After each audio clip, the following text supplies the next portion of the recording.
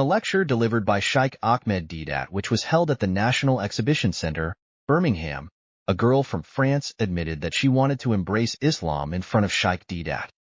This girl said that she don't believe in any religion by admitting that she is an unbeliever, but then she asked for advice from Sheikh Deedat for people like herself who want to choose Islam. Mr. Deedat, bonjour, my name is Janine, I come from France, and here with some Muslim friends for Islam. What would you say to a person who doesn't believe any religion, or if you prefer, what would you say to this question, to believe or not to believe? What was it? Just without the mic. The question is not directly relevant, however, I'll put it to the speaker and see if he's prepared to answer.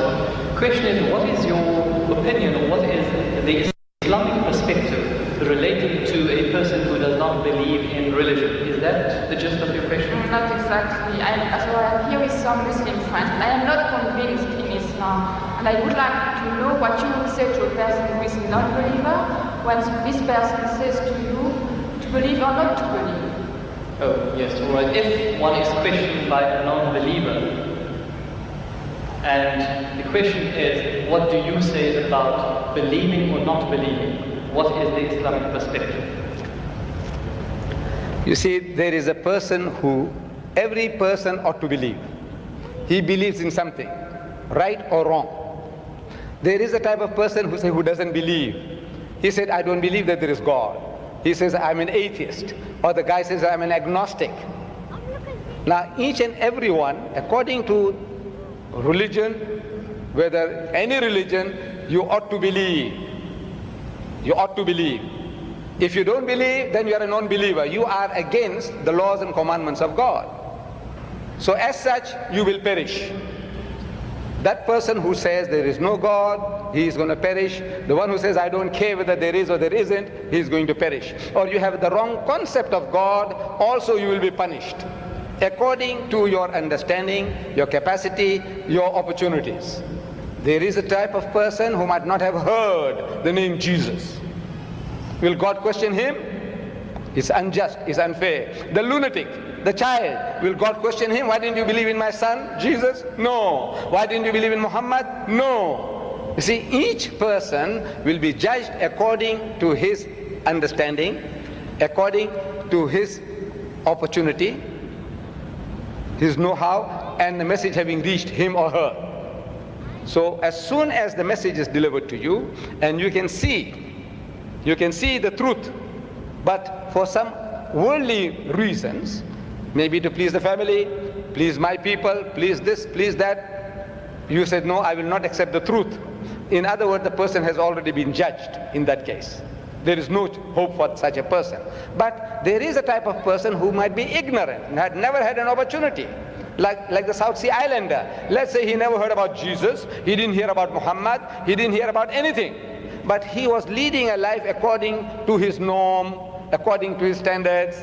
God will judge him according to his standards, not according to the Bible, not according to the Quran. So every person will be judged according to his opportunity and his understanding. Mr. Deedat, I have impression that my question has been misunderstood. I didn't want to challenge you or to hurt you. I just wanted to ask you for some advice for a person who doesn't believe. I just wanted also to ask you for advice because I am not a believer. I would want to believe in Islam, but I just want some advice. Yes.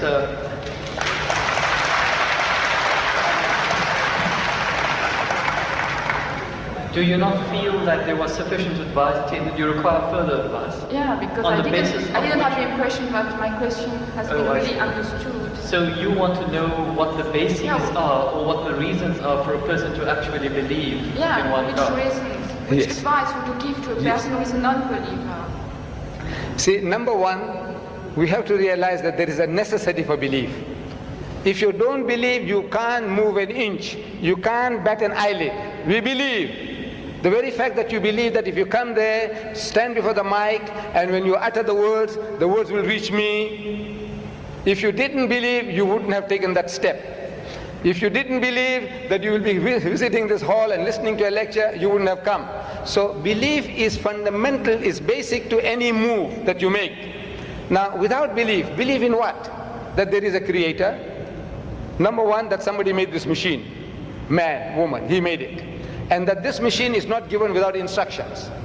Every machine carries with it instructions. Never mind how simple that mechanism is, you get instructions. Your washing machine, your hair dryer, your motor car, anything, everything, you need a book of instructions. This most complicated mechanism, the human being, created and left without instructions, who says, no, he has to be given instructions. And God Almighty, we believe that there is a creator, and this creator through his messengers, one of us, he has been conveying those messages to us, directions, instructions to us. Whether those instructions remain in the pristine purity or not, that is something that is now debatable. But the instructions were given, and it is through those instructions alone can man find ethics, can man find morality. Without these instructions, there is no ethics and there is no morality. Man, being an animal by nature, he will behave like animals. It's only because you believe that there is a creator, and this creator said that thou shalt not marry your mother, you will not marry your sister, you will not marry your daughter. We say we believe, we believe, we believe. You say no, I don't believe, then the person is nothing better than the animal. See, the dogs and pigs, the way they behave, he said, well, I behave just the same because I'm an animal also. So you have to believe. But now what are you going to believe? Where is the source of that belief, instructions, which is not contaminated, which is not spoiled? In the origin we say all prophets of God, all messengers of God were divinely ordained. But the messages, because they were not preserved, God sent messengers after messengers. Messengers after messengers. This is his way to rectify his creation. And in that system of sending messengers to mankind, Muhammad was the last, the culminating point in that messengership. And he left with us this book. And if you read this book with an unprejudiced mind, if you haven't got one, I can present one to you if you haven't got it. This is an English translation of that book, the Quran, with an index. Anything that you want to know about God. Open G, God, more than 140 different references.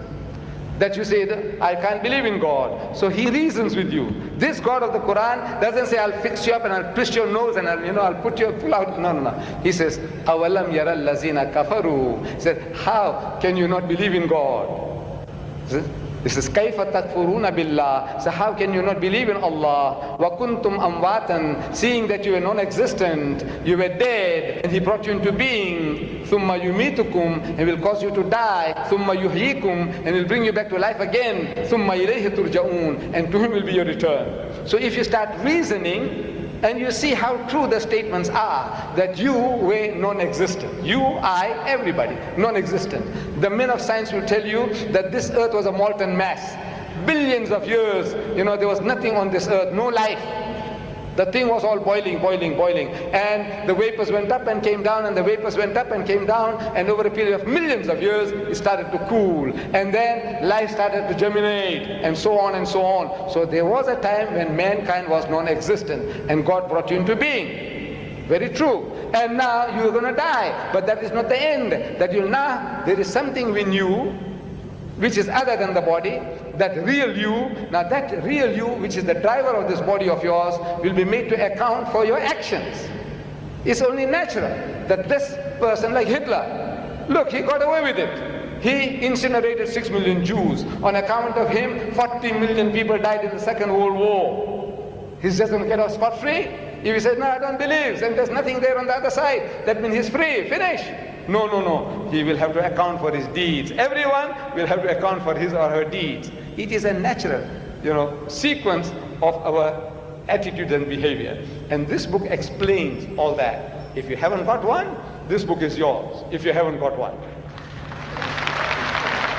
You got it?